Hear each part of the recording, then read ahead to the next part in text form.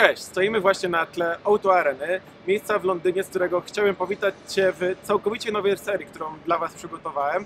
Ta seria będzie skupiać się właśnie na zwiedzaniu różnych miejsc, ale nie takim jak znajdziecie w każdym poradniku. To seria, w której będziemy zwiedzać miejsca jak najtańszym kosztem, najlepiej całkowicie za darmo, ale też nie miejsca, które są standardowe w każdym z tych miast. Dlatego nie skupimy się tutaj głównie na zwiedzaniu Buckingham Palace czy The Eye of London. Pewnie, jako że to są główne miejsca, poświęcę jeden odcinek temu, jak najszybciej to wszystko zobaczyć, ale chciałbym przede wszystkim skupić się na tym, żeby zobaczyć te miasta w sposób, który jest inny od standardowych turystów. Dlatego dzisiaj, w tym pierwszym odcinku, przejdziemy się The Line. The Line to zbiór 9 rzeźb artystycznych, powstały w maju 2015 roku. Na wiosnę tego roku ma ich zostać dodanych jeszcze więcej, natomiast na chwilę obecną 5 z nich skupia się właśnie tutaj wokół stadionu O2 Arena, gdzie również można odwiedzić Londyn w celach różnych wspaniałych koncertów gwiazd. Stąd też można wybrać się na przejażdżkę kolejką Emirates Airline, a jednakże to jest dodatkowo płatna atrakcja, raczej nie zrobimy tego dzisiaj. Całość tego szlaku ma około 5 km, dlatego też mam ubrane wygodne buciki, żeby całość przebiegła jak najprzyjemniej. Jest godzina 11:45, więc ruszamy w trasę.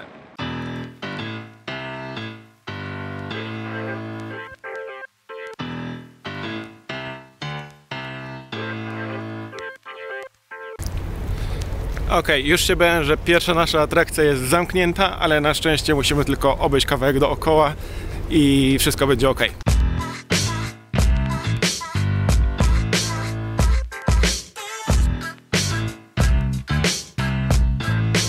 Nie wszystko jednak może być idealne. Jak okazuje się za mną, wokół rzeźby wciąż trwa jakiś plac budowy.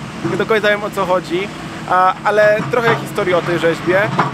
Jest to rzeźba autorstwa Alexa Czynnika o nazwie A Bullet Shoot from the Star, czyli po prostu spadający pocisk. Ale może trochę więcej o samej rzeźbie. Jak pewnie możecie zobaczyć, to z jednej strony SUV wysokiego napięcia odwrócony do góry nogami, ale z drugiej strony jest on też umieszczony pod takim kątem, aby rzeczywiście pokazywał to, jak uderzyłaby faktyczna gwiazda czy nabój spadający z nieba. Dodatkowo do stworzenia jej wykorzystano ponad 20 ton betonu, aby to wszystko się trzymało, i 400 elementów stali, co jest w pewnym stopniu niesamowite.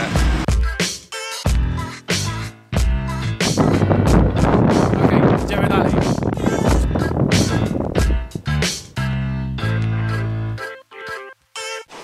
I już tylko kilka kroków dalej od pierwszej rzeźby możemy zobaczyć od razu kolejną. Jest to znak mówiący tutaj 24 859 mil dalej.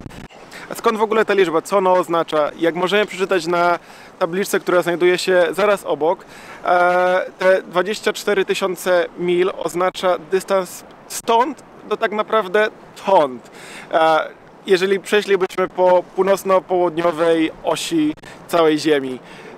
I nie wiem, czy dodaję w ogóle jakikolwiek obraz tego, jak daleko to jest, jak Ziemia jest ogromna, ale na pewno nabiera się perspektywy, biorąc pod uwagę, że przejście całego tego szlaku to jest około 3 mile. A tak jak już powiedziałem wcześniej, umiejscowienie tego właśnie w tym miejscu, przy południku zerowym, jest naprawdę bardzo dobrą reprezentacją tego, jest naprawdę świetnym umiejscowieniem dla tego typu rzeźby, bo jeżeli nie tu, to gdzie indziej. A teraz my idziemy dalej.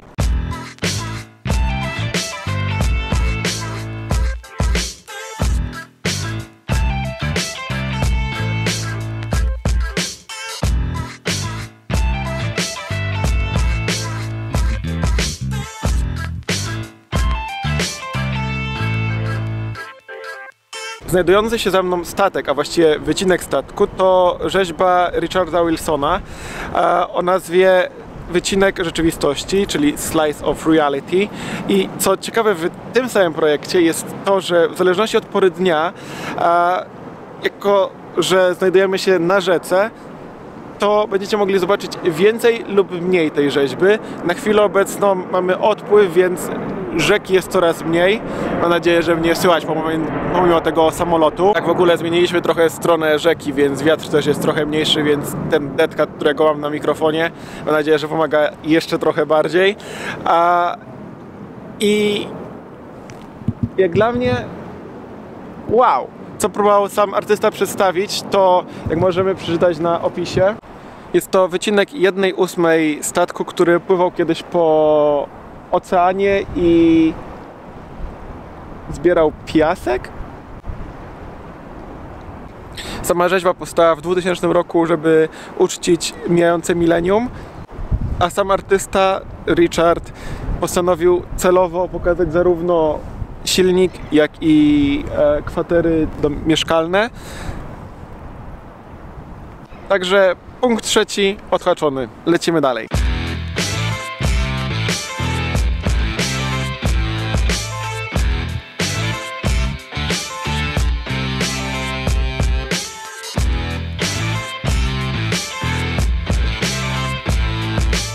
Tak w ogóle cały ten teren jest dość ładny, cała ta ścieżka jest bardzo fajna, szczególnie w cieplejszą pogodę. To już pomijając wszystkie te rzeźby, które za chwilę zobaczymy, to naprawdę fajne miejsce do wybrania się na spacer. Teraz mamy środek lutego i mimo wszystko naprawdę fajnie się chodzi. Nawet nie ma tutaj specjalnie za dużo ludzi, bo jest to też miejsce oddalone od centrum. Także jeżeli nie chcesz być postrzegany jako turysta, to naprawdę fajna ścieżka, żeby się przejść.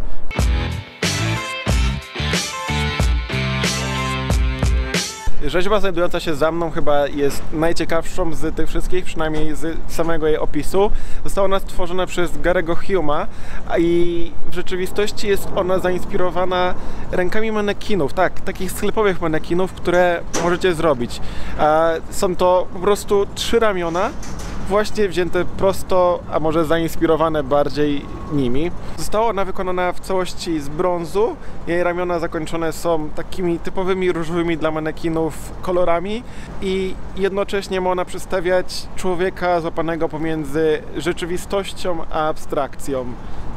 To jest fajne, to mi się podoba.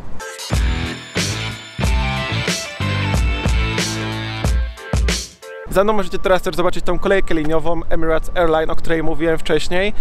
Cena przejażdżki, nie mam przejechanie całej tej linii, to 4,50 dla osoby dorosłej, co nie jest jakoś ogromnie dużą kwotą, ale jako że staramy się ograniczyć koszty, dzisiaj nią nie pojedziemy.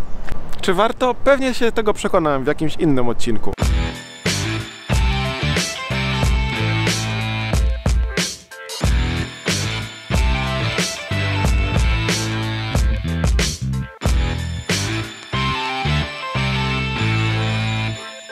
Ostatnia znajdująca się w tym obszarze O2 rzeźba to kwantowa chmura, The Quantum Cloud. Co ona ma symbolizować, to właśnie fizykę kwantową i niestabilną relację pomiędzy energią i masą. Ma to być połączenie zarówno sztuki, jak i samej fizyki. I tak jak jedna z poprzednich powstała, żeby celebrować zakończone milenium w 2000 roku. Jak się na to wszystko patrzy z bliska, to jest naprawdę niesamowite, jakie artyści mają wspaniałe pomysły, szczególnie ci nowocześni. Ponieważ jeżeli myślimy o sztuce, to zwykle przywykliśmy do tego, żeby myśleć o obrazach i o innych rzeźbach ze starożytnego Egiptu, które niewiele dają nam obrazu na to, jak teraz tworzą ludzie. I to jest właśnie w tej całej The Line niesamowite. Okej. Idziemy na metro, żeby przyjechać na kolejne lokacje.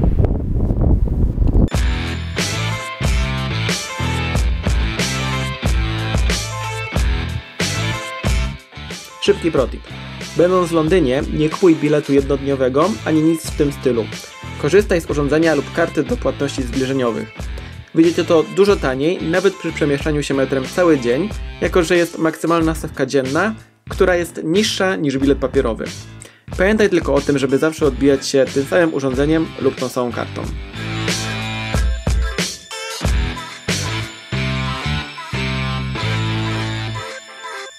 Ok, zmieniliśmy lokalizację i jesteśmy zupełnie w innym miejscu, nie jesteśmy już nad rzeką, przejechaliśmy kawałek metrem. Wiecie już, jak zaoszczędzić w metrze. I właśnie w oku tych kanałów to reszta tej trasy będzie prowadzić.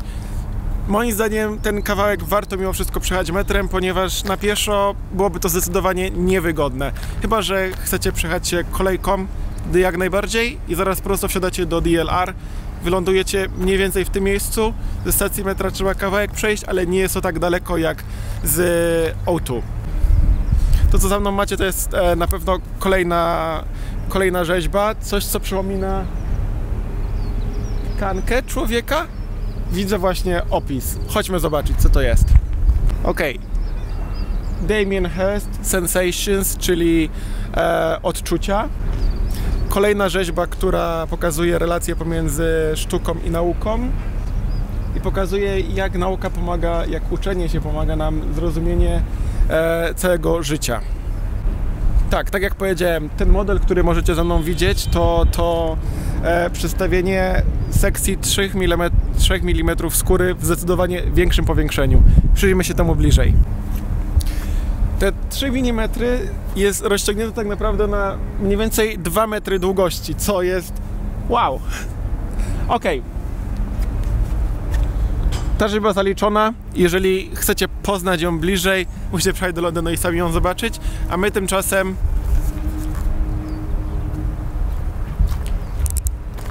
idziemy dalej tą ścieżką, zobaczymy, dokąd nas prowadzi. Tamten budynek, nie wiem czym on jest, ale bardzo mi się podobał. Generalnie to właśnie w sumie też bardzo lubię w Londynie. Nie tylko te najbardziej klasyczne i najbardziej znane zabytki, które znają wszyscy, ale to, że tutaj jest tyle naprawdę fajnych miejsc, starych miejsc, które warto zobaczyć i warto podziwiać. Zobaczyć, jakie są inne, jak wygląda to życie tutaj w zupełnie inny sposób, a nie tylko w turystyczne zobaczenie Oxford Street, zrobienie zakupów i zobaczenie zmiany warty na Buckingham, bo to chyba już dla większości ludzi nawet staje się bardzo nudne. A tak przy okazji tam właśnie zobaczyłem, że jest jedna z siedzib Amazonu. Przy okazji naprawdę świetna strona. Żałuję, że w Polsce jej nie ma, bo naprawdę fajnie się robi przez Amazon zakupy.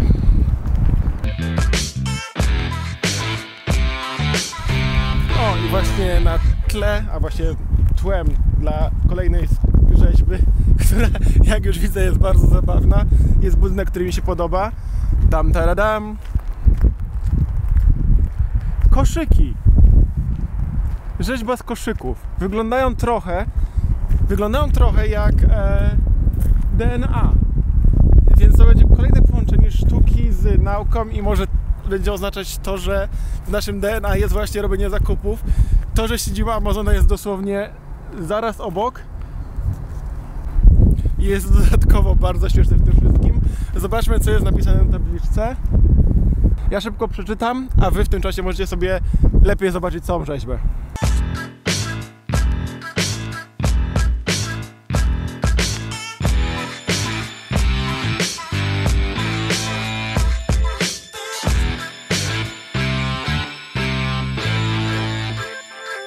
Tak, w ogóle się nie myliłem. Ta rzeźba to właśnie DNA, a to, że koszyki przedstawiają całą tą strukturę, ma przekazywać to, że taka nasza ludzka natura skupia się w głównej mierze na konsumpcjonizmie, czyli trochę zna się nawet na tej sztuce. Ok, niewiele baterii mi zostało, więc idziemy dalej. Zostały nam 2 rzeczy albo 3 rzeczy do zobaczenia. 2. Potem na końcu całego można wejść jeszcze do Olympic Parku, ale na pewno na to nie starczy mi baterii, więc Olympic Park będzie musiał zostać zrobiony w innym odcinku. Ale ruszajmy w drogę. Tak w ogóle chciałem zaznaczyć jedną bardzo ważną rzecz. Żaden ze mnie zna sztuki, więc nie oceniajcie tego, jak postrzegam dane rzeźby, dane twory. Po prostu lubię spacery, a chodzenie w jednym miejscu jest trochę bezsensowne, dlatego właśnie chciałem was oprowadzić po Londynie w sposób taki, żebyście i żebym ja też mógł poznać go zupełnie od innej strony, nie od strony zwykłego turysty.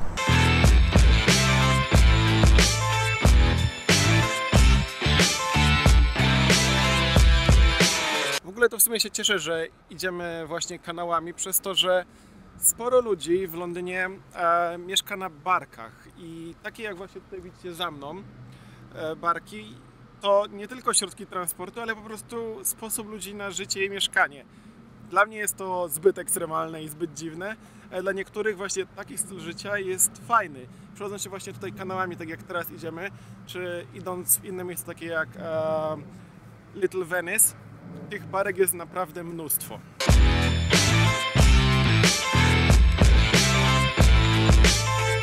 Ale jak dla mnie to trochę zbyt ekstremalne, żeby spakować swoje całe życie na łódkę i po prostu na niej zamieszkać. Nawet nie na łódkę, tylko na barkę, na którą nigdzie tak naprawdę nie można fajnie popłynąć.